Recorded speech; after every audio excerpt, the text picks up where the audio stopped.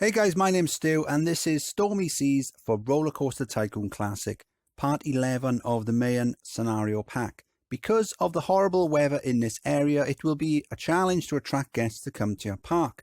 Your objective, to have at least 1,400 guests in your park at the end of October, year 3, with a park rating of at least 600. So there's a hint there in the scenario synopsis of a harder guest generation.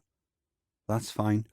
We've got no issue with those. Okay, so we've got a load of islands, like an archipelago. So we're going to have to link those up. It's not really an issue because with the water, it's so shallow that pretty much it's going to act like flat land. So it won't cause us too much of a drama. We've got some transport rides. We've got a good selection of gentle rides, some water rides. They'll be handy.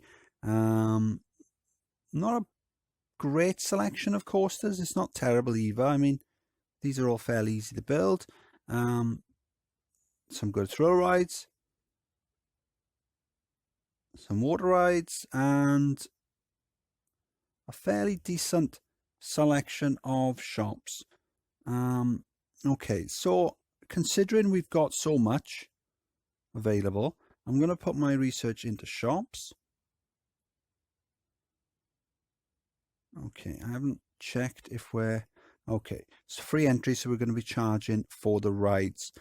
Okay then, so because of the hint there that there's harder guest generation, I know that whatever I build, we're going to get up to around, it's usually about 900 to 1,000 guests, and then the guest cap kicks in, and then the guest graph then, that'll start the flat line.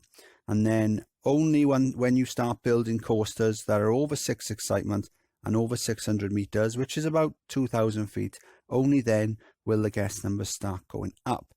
So I think what I'm going to do for this one is I'm going to put down the usual flat rides and shops and that sort of thing. But what I'm going to do with the coasters is I'm going to put down placeholder coasters. So I'm going to build nice, small, compact coasters, but I'm going to leave plenty of room around them in order to expand them later on. So that way, if the harder guest generation is enabled, we can easily lengthen them and pass the scenario. So I'm going to crack on. I'll see you soon. October year 1, we're getting some great money from the rides and also from shops. So we've got the umbrellas up to 20. So every time it rains, we get a massive influx of cash. So we've come in, we've got some shops down, we've got haunted house, we've got a junior roller coaster.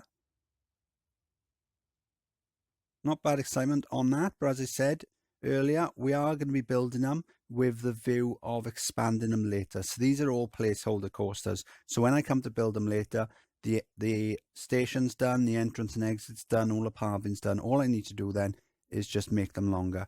And then we've got a wooden coaster just over here.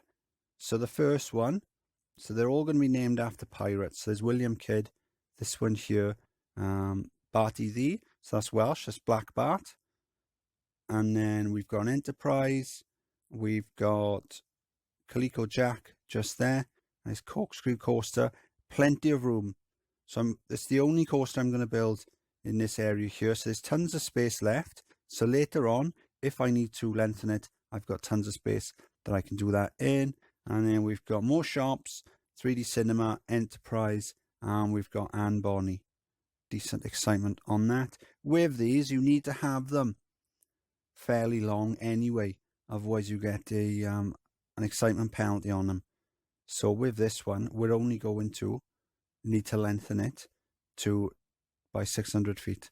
That's if we need to. So we're doing all right. We've got just under 1,000 guests. And by the looks of it, the guest numbers are flatlining. So that tells me that hint in the synopsis for the scenario that guests will be harder to attract, that is harder guest generation. So all I need to do then is lengthen these coasters over 2,000 feet, it's about 600 meters, and the guest numbers will start to rise. So let's do that then. October year 2, 1,100 guests in the park. So the guest numbers have gone up since we started extending the coasters. Not by much, but they have gone up. You can see that flat line in June. So that would have been just after we've extended one. And then all of a sudden the guest numbers have gone up a bit and then flatlined. And then we've extended another one and then they've gone up. So we've extended the junior coaster. So on these now, what we want is we want over 6 excitement and we want over 2,000 feet. So that's around about 600 meters. So party D, there you go. Start's done. Suspended coaster, all done. And the corkscrew, all done. So now we've got tons of cash in the bank. So what we can do now is we can just put down some nice big coasters, get the guest numbers in and pass the scenario. So I'm researching coasters now because the ones that we've got aren't really the best. So what I want is I want some coasters that are a bit easier to build and a bit quicker to put down some really nice coasters. So I'm going to carry on building. I'll see you soon. October year 3, just under 1,800 guests in the park. We need 1,400 to pass the scenario. So we've got a stand-up twister just here. Emmanuel win. Let's check the stats out. There you go. Excitement and length, fine. And then vertical drop coaster just here. Again, stats great on that one. Split the station on this one. So we've got a separate station for the entrance and exit just to help the throughput. So we've got it on block sections. And then we've got a hyper coaster just here. Howell Davis, another Welsh pirate. Nice long coaster, lots of airtime on that one. Okay then, so what did we do then? When we started, it said the horrible weather, it'll be challenging to attract guests to come to your park. So that was a hint then of harder guest generation.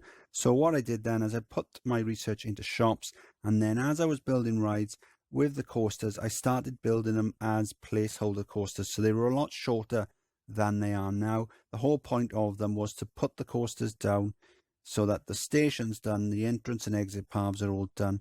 And then if harder guest generation was enabled, we could easily extend them later on. So we put the junior coaster down, and I short Woody, a fairly short suspended coasters. They do need to be fairly long, and then a very short corkscrew just there with some flat rides and a load of shops around the outside as well.